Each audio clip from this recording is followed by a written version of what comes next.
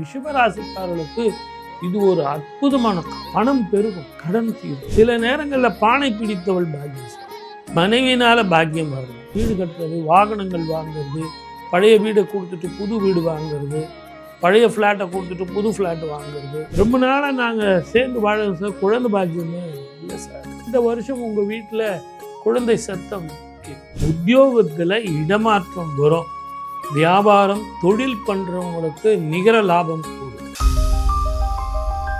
Retro ஆன்மீகம் நேயர்களுக்கு வணக்கம். நான் உங்கள் பிருந்தா சங்கர். இன்று நம்மோடு சிறப்பு விருந்தினராக இணைந்திருப்பது தெய்வீக ஜோதிடர் டாக்டர் பாலகிருஷ்ண ரெட்டி சார் அவர்கள். வணக்கம் சார். வணக்கம். குரு பயிற்சி காலகட்டங்கள் ஆரம்பிக்க போகுது. மக்களுக்கு தேவையான நல்ல விஷயங்கள்லாம் நடக்க போகுது. ஏன்னா குருநாளே சுப விஷயங்களை மட்டும்தான் மக்களுக்கு சொல்வார். எந்த மாதிரியான சுப விஷயங்களை கொடுக்கறதுக்காக குரு பகவான் வர இருக்கிறார்? பொதுவாகவே குரு பயிற்சி அப்படின் போது யாருக்கும் ஒரு பயம் இருக்காது, மனோ தைரியம் இருக்கும், சந்தோஷம் இருக்கும். அப்பா சார் எனக்கு வீடு வாங்கிடலாமா, கார் வாங்கலாமா, அதே மாதிரி கல்யாணம் ஆகிடுமா அப்படின்னு சுப விஷயங்களை ரெஃபரன்ஸ் பண்ணுறதுக்காக பார்ப்பாங்க. ஆகவே இந்த நிகழ்ச்சி இப்போ நம்ம எதுக்காக பண்ணுறோம் அப்படின்னா, நல்ல விஷயங்களை பேச போகிறோம், நல்லதை சொல்ல போகிறோம், நல்லதையே நம்ம திங்க் பண்ண போகிறோம். இப்படிப்பட்ட ஒரு விஷயந்தான் இந்த குரு பயிற்சி. இந்த குரு பயிற்சி என்னும்போது யாருக்குமே அந்த பேனிக்கோடு சேர்ந்த ஒரு நிகழ்ச்சி பார்க்க மாட்டாங்க. இப்போ சனீஸ்வரரை பார்க்குறாங்கன்னு வச்சிங்களேன், சனி பயிற்சிக்கு பார்க்கும்போது பயம். நீங்கள் இந்த கோயிலுக்கு போயிட்டு வாங்க சார், சார் அங்கேருந்து பிரசாதம் கொண்டு வரலாமா, கொண்டு வரக்கூடாதா, இப்படின்லாம் கேள்விகள் இருக்கும். ஆனால் இங்கே அப்படிப்பட்ட கேள்விகளுக்கு இடமில்லை. குரு பார்க்க கோடி நன்மை. ஒவ்வொரு ராசி ரீதியாகவும் எந்த மாதிரியான பலன்கள் இருக்கு அப்படின்னு ஒவ்வொரு ராசி ரீதியாக பார்க்கலாம் சார். ரிஷபராசிக்காரர்களுக்கு இந்த குரு பயிற்சி காலகட்டத்தில் எந்த மாதிரியான ஜாக்பாட் அடிக்க போகுது? ரொம்ப நாளாக அவங்க எதிர்பார்த்துட்டுருக்குறாங்க. அவங்களுக்கு ஜாக்பாட் அடிக்குதோ இல்லையோ, உத்தியோகத்தில் இடமாற்றம் வரும், வியாபாரம் தொழில் பண்ணுறவங்களுக்கு நிகர லாபம் கூடும், கடன் கட்டுக்குள்ளே அடக்கும், மனோ தைரியம் வரும். இனிமேல் எனக்கு பிரச்சனை இல்லை சார், ட்ராப்பில் இருந்தேன், அந்த ட்ராப்பில் இருந்து இனிமேல் நான் வந்துடுவேன் சார், எனக்கு பிரச்சனை இல்லை அப்படிங்கிற அந்த மனோ தைரியம் வந்துடும். ரெக்கக்னேஷன் எனக்கு கிடச்சிடுச்சு சார். இது வரைக்கும் நான் நைட்டு 11 மணி வரைக்கும் 12 மணி வரைக்கும் வேலை செஞ்சுட்டு இருந்தேன், எனக்கு ரெக்கக்னேஷன் இல்லை, இப்போ எனக்கு கிடச்சிருச்சு. ஆகவே நல்லா இருக்குது சார். அதே மாதிரி இந்த குடும்பத்தில் இருக்காங்க பாருங்கள், அவங்களுக்கு ராகு தோஷம், செவ்வாய் தோஷம், நாகதோஷம், பித்ரு தோஷம், குலதெய்வ வழிபாடு சரியில்லை, யாரோ வீட்டில் வந்து தவறிட்டாங்க, அவங்களுக்கு தர்ப்பணம் சரியாக கொடுக்கல அப்படின்னு 1008 பிரச்சனைகளை வந்து ஜோதிடர்கள் சொன்னாங்க. நீங்களும் போகாத கோவில் இல்லை, ஏறாத தெய்வம் இல்லை, எல்லா கோவிலுக்கும் போயிட்டு வந்துட்டீங்க. அப்போ உங்களுக்கு கை கெட்டினது வாய் கெட்டாமல் திருமண வாழ்க்கை தடைப்பட்டு போகுது. எங்கள் ஜோதிடர் நல்லா இருக்க சொல்கிறார் சார், எங்கள் ஜோதிடர் சரியில்லை சொல்கிறார் சார். கணக்கெல்லாம் ஒன்று தானே, அப்படி இருந்தால் ஒத்துக்கணும்ல. அப்படி எப்படி உங்கள் ஜோதிடர் வேறு எங்கள் ஜோதிடர் வேறு? அதெல்லாம் அவங்க ஏதோ சவரட்சணை பிடிக்கல, இல்லை வேறு ஏதோ பிடிக்கல, அதுக்கு காரணத்தை வந்து ஜோதிடர் மேலே போட்டாங்க. ஆனால் என்னுடைய கேள்வி என்னன்னு கேட்டிங்கன்னா, இந்த மாதிரி சில்லற பதிலெலாம் போயிடும். திருமண பொருத்தம் இருக்கும், கல்யாணம் நல்லபடியாக நடக்கும், கணவன் மனைவி ஒத்துமையாக வாழலாம், பிரிந்தவர்கள் கூடலாம். ரொம்ப நாளாக நாங்கள் சேர்ந்து வாழ சார், குழந்தை பாக்கியமே இல்லை சார். டாக்டர்கிட்ட போனோம், என்னென்னவோ கோயில் குளம்லாம் போனோம், நிறைய ஜோதிடர்கள் அங்கே போங்க அங்கே போங்க எல்லாம் போயிட்டு வந்தோம்.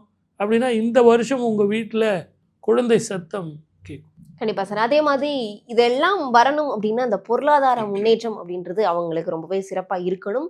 இந்த பொருளாதார முன்னேற்றம் இவர்களுக்கு சிறப்பா இருக்குமா? சில நேரங்களில் பானை பிடித்தவள் பாக்கியசாலி, மனைவினால பாக்கியம் வரலாம், இவங்களுக்கு அந்த ப்ரமோஷன் வரலாம், வியாபாரத்தில் புதிய ஒரு தொழில், புதிய கான்டாக்ட்ஸ்னால புதிய லாபம் கிடைக்கலாம். அதே நேரத்தில் வீடு கட்டுறது, வாகனங்கள் வாங்கிறது, பழைய வீடை கொடுத்துட்டு புது வீடு வாங்கிறது, பழைய ஃப்ளாட்டை கொடுத்துட்டு புது ஃப்ளாட்டு வாங்கிறது, இல்லைன்னா பழைய ஃப்ளாட்டே வேணாம் சார், இண்டிவிஜுவலாக போதும் சார், ஃப்ளாட்டில் இருந்த பிரச்சனைகள்லாம் போதும் சார், ஆளை விடுங்க சாமி, ஜான் அளவுக்கு இடம் இருந்தால் கூட போதும், தனி வீடாக இருக்கணும் சார், ரொம்ப கஷ்டமாக இருக்குது அப்படின்னு தனி வீடு அமையும். ஆக நான் எதுக்காக இதெல்லாம் சொல்கிறேன் அப்படின்னா, இந்த ரிஷபராசிக்காரர்களுக்கு இது ஒரு அற்புதமான காலம், பணம் பெருகும். அதில் கடன் தீரும். பழைய கடன் வீட்டுக்காக வாங்கினது, நகை பண்ணது, யாருக்கோ கொடுத்து ஏமாந்தது, ஏன்னா நீங்கள் ரொம்ப அன்பான ஆள், பாசமான ஆள், அது எல்லாமே உங்களுக்கு போயிடும், கடன் தீரும். சார் அதே மாதிரி நீங்க முதல்ல ஆரம்பிக்கும் போது சொன்னீங்க உத்தியோகத்துல இடமாற்றம் கண்டிப்பா இருக்கும் அப்படின்னு சொன்னீங்க. இந்த இடமாற்றம் அப்படின்றது கடல் கடந்த இடமாற்றமா இருக்குமா இல்ல வேற மாநிலம் அந்த உண்மைதான், மாதிரியான? அது கரெக்டு தான். ரொம்ப நாளாக அவங்க எதிர்பார்த்துருந்தாங்களே. இப்போ படிக்கிற பிள்ளைங்களா இருந்தால், நான் படிக்கிற இந்த யூனிவர்சிட்டியில் எனக்கு கிடைக்கல சார், போன வருஷமே கிடைக்கலன்னு தான் நான் வெயிட் பண்ணிகிட்டு இருக்கேன், இந்த வருஷம் எனக்கு கிடைக்குமானா கிடைக்கும். அதே மாதிரி வேலைக்கு போகிறவங்களுக்கு நல்ல உத்தியோகம் கிடைக்கும்.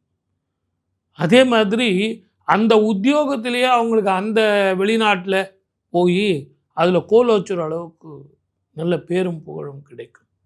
ஏன்னா குரு 3ஆம் இடத்துல இருக்கார்.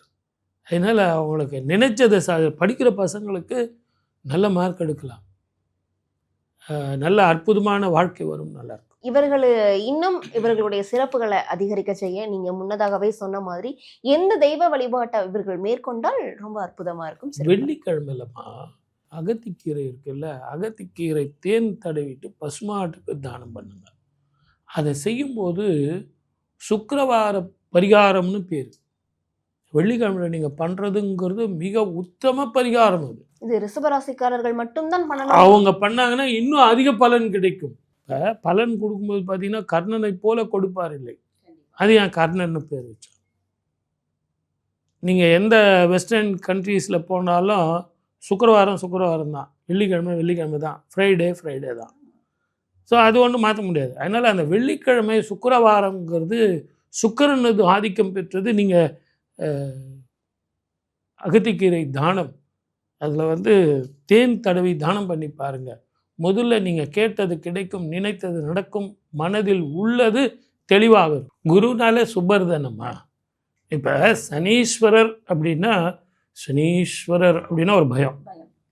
குரு அப்படின்போது குரு பார்க்க கோடி நன்மை. அவர் பார்த்தாலே நமக்கு நல்லது நடக்கும். கல்யாணம் நடக்குமா சார்? நடக்கும். வீடு கட்டலாமா சார்? கட்டலாம். குழந்தை பிறக்குமா சார்? பிறக்கும்.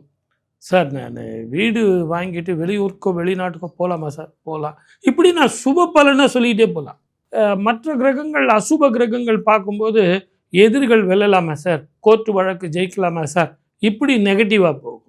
ஆகவே தான் இந்த குரு பெயர்ச்சிக்கு வருஷத்துக்கு ஒரு முறை மாறும்போது ஒரு மிகப்பெரிய எழுச்சி மக்களுக்குள்ள. இப்போ 12 வருஷத்துக்கு ஒரு முறை தான் கடகத்துக்கு குரு வருவார்.